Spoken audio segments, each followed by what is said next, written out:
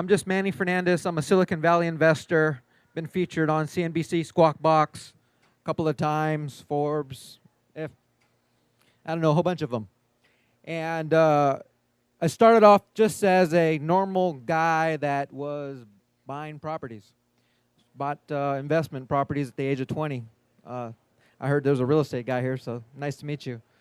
And was able to get a mentor, and we raised a $5 million fund and bought a series of portfolio of homes and sold them in 2005, 2006.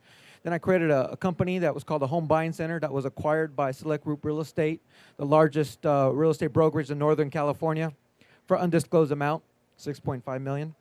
And I bought a house in Palo Alto. When I was in Palo Alto, the cool thing was angel investing. People say, hey, do you ever want to back my startup? And I really didn't know too much about it, so I kind of relied on a network of people that I had. And so I invested in this company called Dropbox. Kind of weird story. Then I started to want to organize angel investing in Silicon Valley. So I called many of my limited partners in a real estate fund, and I said, I'm going to record this for a moment. Hey, I want to organize angel investing. I think the next Google is going to be found in San Francisco. And if I kept saying the word, the next Google is going to be found in San Francisco, what happened was an investor of mine referred me to a gentleman that they invested with early that invested in Google, PayPal, a former partner of a guy named Ron Conway. They had this internet fund in Silicon Valley way back when, 98. So they got these companies when they're really small. I'm honored that he was a mentor of mine, joined SF Angels Group. Now it's 32 members. We funded in excess of $50 million since 2012. And I know I learned a lot. So what I'm going to do is the combined messages of everything we may have learned in this closed group on investing in Twitter before it went public, Dropbox. I'm an investor in TaskRabbit, great company growing called Rebel Systems. I'm an investor in an angel and an investor in a company called Investor in Finland. It's the leading equity crowdfunding and debt site in Finland, and it's basically dominating Europe right now. And a few other real estate sites that I'm an investor in.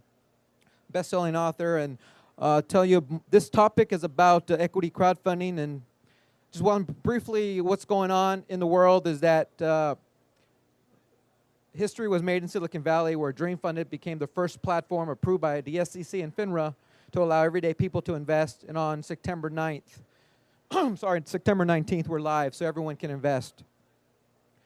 But how did this all start off? How does this buzz of equity crowdfunding, how did sites like Kickstarter become big? How did these sites like AngelList, anyone know of these names? I want to make sure I'm answering the questions you guys are looking for. So if you have any questions that you want me to answer in the presentation, I'd love to get feedback. I'd love to have this as a conversation where I'm not just talking. I want to say, hey, Albert, what are you looking at me to cover here so I can cover it on slide 20 versus not cover it? Do you guys know what you're looking for? No? I'll use the mic. I will use the mic. How about you guys? I want to know what you guys are covering. If you get intimidated, no big deal. I'm the most scared guy here. Nice to meet you guys. What do you want to cover today? I'm Manny, by the way. Nice to meet you. What would you like me to talk about? Nice to meet you, Joe. Sam. So the Jobs Act was signed by President Obama in 2012. I'm just going to use my memory because I'm an expert in it. And after it was passed, after a group of guys got together and lobbied and did what we could to get the law approved, nothing happened. Anyone's been tracking the Jobs Act? I'll do it quickly. Nothing happened for 2013, 2014. October 30th, 2015, the SEC finally said, okay, we're going to do it. This is the rules. It became live May 16, 2016. If you go on the SEC website under final rules of Title III of the Jobs Act, that's where my main focus of the conversation today is going to be on. Title III of the Jobs Act that allows everyday people to invest, at the same time allow entrepreneurs to raise up to $1 million with almost no cost and no registration with the SEC. First time in 83 years. Now, if you look at the final rules on the Jobs Act, I think page 248, you'll see Dream Funded and Manny Fernandez in that final rules. I've been pretty active in getting this thing moving forward. So a lot of people heard of crowdfunding, right? How about equity crowdfunding? So the difference is the following. Kickstarter, you're buying a T-shirt. You back a company called Oculus, and you get a virtual reality thing. You hear about it going public, and I'm not going public, being acquired by a public company, Facebook, for a couple of billion. Then you realize you could have made 300 times return on your money if that was an investment. But it wasn't. And people were growling and complaining. And so if you want to back something, get a product, or back an early company and have equity in the company, that's what equity crowdfunding is about.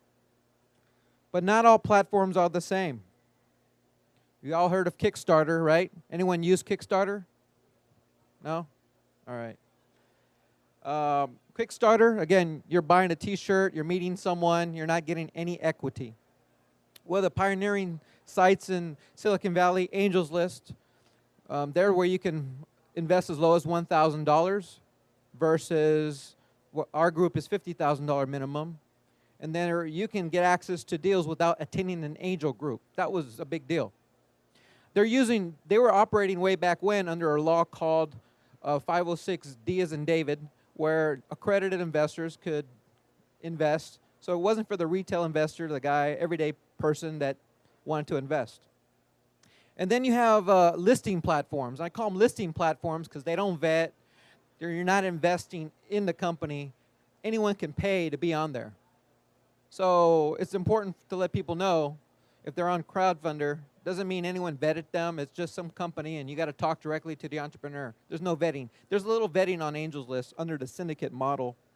And Dream Funded, we are regulated by FINRA, and that FINRA may not be known by many people, but FINRA regulates banks and broker-dealers. And so we're in charge of vetting the company before they end up on a platform. And I'm going to talk about more about that shortly. Now, this doesn't happen by accident. You know, after the entrepreneur applies and presents, we do a lot of vetting and due diligence. They have to file what you call a Form C, basically disclosing to the investors they can lose everything. And in my opinion, it says it 100 different ways. So make sure that people know this is a very high-risk business. And any business that is a private company, the odds are they will fail. Very rare they become an Uber or Lyft. It never really happens. But after they file with the SEC, it's ready to go. They can sign an internal legal documents on their financials if they're raising under $100,000. The moment they try to raise over $100,000, they have to work with an independent accountant, not a CPA. And if they want to raise over $500,000, you still need to work with an independent accountant to review the financials, unless they use equity crowdfunding once already, meaning Title III of the Jobs Act. No one really used it yet. If they've used it once and they're going to raise in excess of $500,000, you need a financial review with a letter from an accountant. Form C doesn't cost anything to fill out on our platform. Other platforms charge $2,500. So this is for the mindset of the investors. How many investors in a room or financial writers that are going to be communicating to investors? Can I see a show of hands? All right. So if I was to sum up all the lessons, anywhere from the genius that created a company called Sequoia Capital, Don Valentine, invested early in Atari, Google. He has all the wins. He's the best of the best. Huge role model of mine. But his model is basically three things. He invests in a large market, early in the market, and a great team. If you look at opportunities and you screen out 99% of them based on those three models, you'll do really okay in investing. At least you have a shot after that. Now, in the angel world, Sequoia Capital is a venture capitalist. So they focus on investing in later stage opportunities. So the team is something they can replace. They can fire the CEO. But you cannot fire a CEO of a startup when he's getting started. So the team is the critically most important thing. Ever seen an idea that's just great, but the person may not be the person to do it? Maybe they're going to do some computer science or some robotics, but they've been a plumber all their lives, and they don't have a co-founder, and they want to use your money to hire a developer. Those businesses typically don't work 90% plus of the time. Actually, in fact, I've never seen one work. And I only have a lot of data going back a few generations. And but why would people invest? Yes.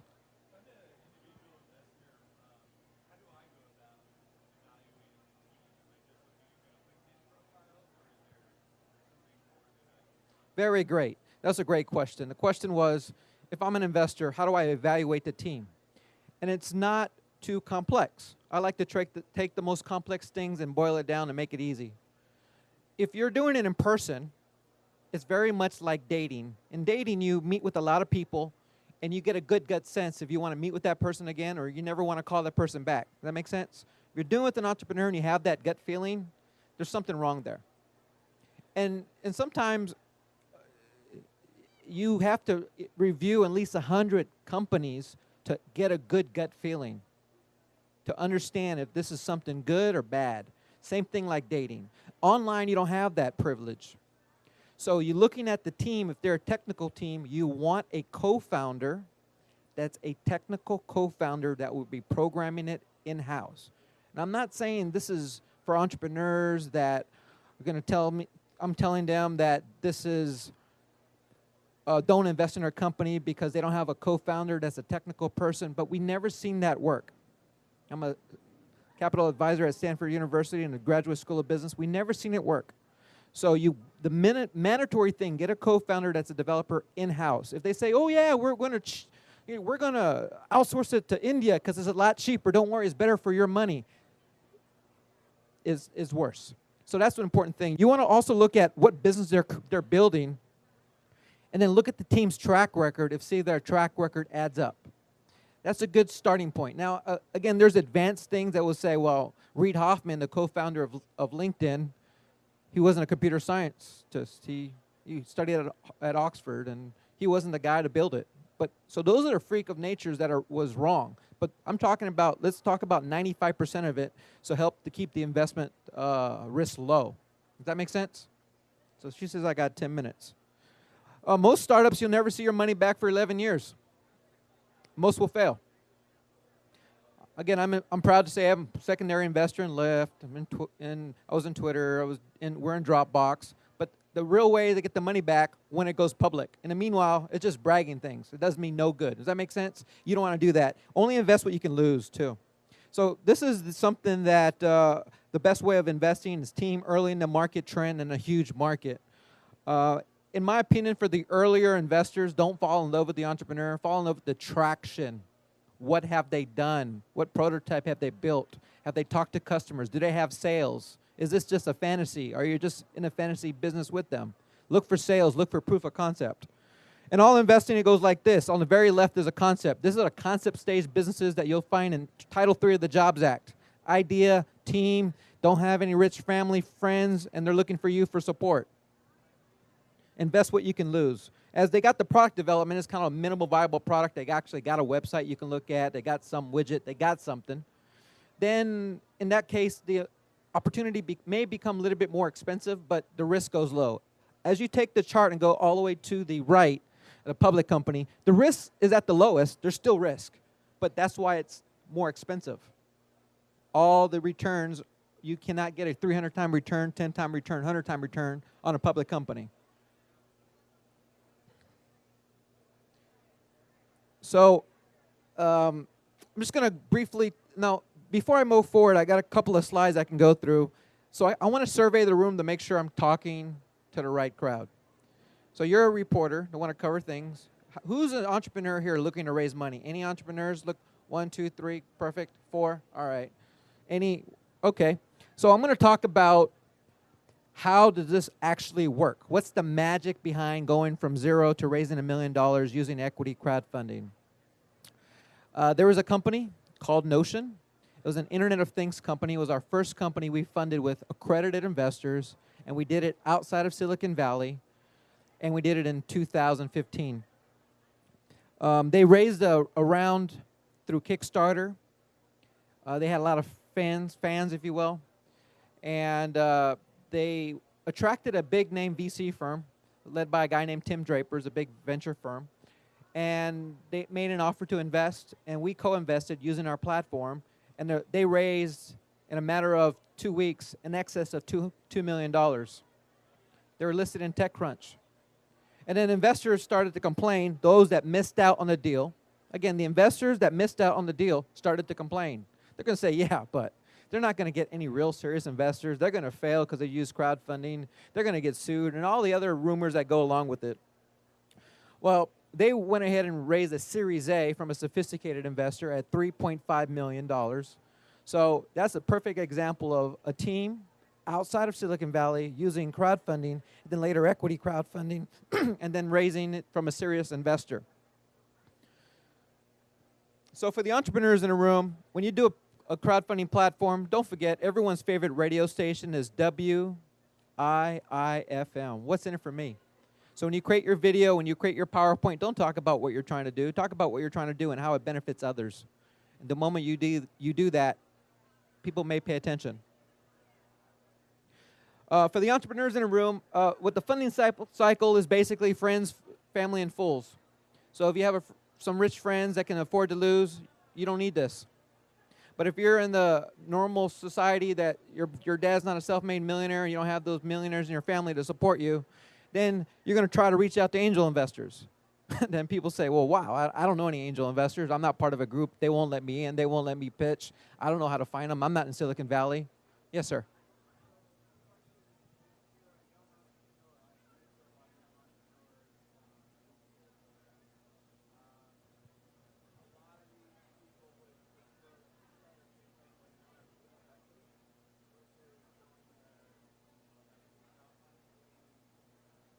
His question, he mentors a lot of entrepreneurs, and they prefer to use Kickstarter versus giving up a lot of equity. And what's my thoughts behind that? Well, that's a great option if they can do that. They are missing on a whole lot of people that want equity in exchange for the investment opportunities. And then you have entrepreneurs that say, wow, but how am I going to structure it? And I don't want to give away my company. The entrepreneur sets the rules. It sets the investment rules. Because now there's a very big open market like the MLS, the multiple listing service. If you had a house, everyone sees it, it keeps making the price go up. But if I have a house and I'm only letting her know about it, the price is only between her. And if he gets involved, maybe there's a little bit more competition. So what I'm saying is now there's a lot of competition to get into these companies early. So the entrepreneurs now can set the terms and market to the community. And I'll explain the marketing. So if you don't have any friends, family, and fools, you don't have any angel investors, crowdfunding is for you. Then later on, you can get a sophisticated investor. My key is raise it, build it, and treat people right all along the way. Stories are great for equity crowdfunding because you're going to tell a story that can go viral. I have the most popular video on equity crowdfunding when I spoke at Finland on how to do it and throw some of my stories. You type in equity crowdfunding and YouTube, you'll find it. It has close to 200,000 views because I have multiple stories on how to raise money and how the entrepreneur did it. So this is how it really works. We have a base of 130,000 plus non-accredited investors that's been signed up since 2014. They're not active yet. They're going to be active next week when we send out an email that we've been ready to go. We have our first investment on our platform. We have over 8,000 plus accredited investors. But once a person gets approved, we're going to market to them via email. But the entrepreneur has to use Facebook, LinkedIn, social media to reach out to people who would care. What investing is really about is most people are doing it in the earliest stages out of emotion, and they're backing it up with logic. Those that are not sophisticated in investing, they will do it based on emotion because they want that entrepreneur to succeed. They want you to succeed. It's kind of like philanthropy, but in the back of their mind, they're thinking, I'm going to make some money. So you got to reach out to your community and tell them what you're up to and stay on them and say, take a little chance on me at as low as $100. That's another thing. The entrepreneur can set the terms. The lowest term could be whatever the entrepreneur wants. It could be $10 minimum investment, $10. There's no maximum amount of investors. The question becomes how good of a marketer the entrepreneur is. So, for example, the entrepreneurs maybe in the room that use Dream Funded, we have an internal program that we haven't announced until now. If we have different programs, so if you raise $900,000, we're going to match you with $100,000 out of our Dream Funded fund. So you get real money and you'll get that in advance. We want to see the hustle of the entrepreneur because at the end of the day, you got to know how to market your business. If you can't market your business, there's going to be a problem. No one's going to buy your thing. So the 2 to 3 minute video is needed. Don't spend thousands of dollars on a video. Get a video. Tell them what you're up to. Tell them what's in it for them, and then allow them to share it. Don't spend thousands of dollars. It doesn't get too much results. And I'm inviting everyone here. Please be part of my social network. My network is your network. Add me. I want to interact with you. I want to be able to feed stories to you and content to you, good, bad, and ugly. I love to just create a relationship with you here. I'm an investor in over 30 tech companies. We can go down the list. I'm not here to brag. I'm just here to say that we know a little bit, and we want to make sure equity crowdfunding, the future of equity crowdfunding, is just a new way people can invest and get a potential return on the companies. What I've seen through Dream Funded, starting in 2014, I started it because when I was an investor on different panels, I seen many entrepreneurs that we said no to because it wasn't the right opportunity for us. A couple of them turned around and sold their company. There was a company that was presented to me, and we're kind of slow at the angel group because we do real due diligence and we meet people in person. This company called Luxury sold to Snapchat for $130 million. And they were saying $25,000 for 10%. And I was like, you know, this is interesting. So my first dream was to create a startup. My second dream was to get funded. So I created Dream Funded as a way investors can work together. If you want a free angel investor report, we put together something. And I do have an internal program. If you want to be what we call a dream influencer, we can help other entrepreneurs spread their message and maybe get a percentage of their company or other benefits. I'd love to chat with you about it and how that works.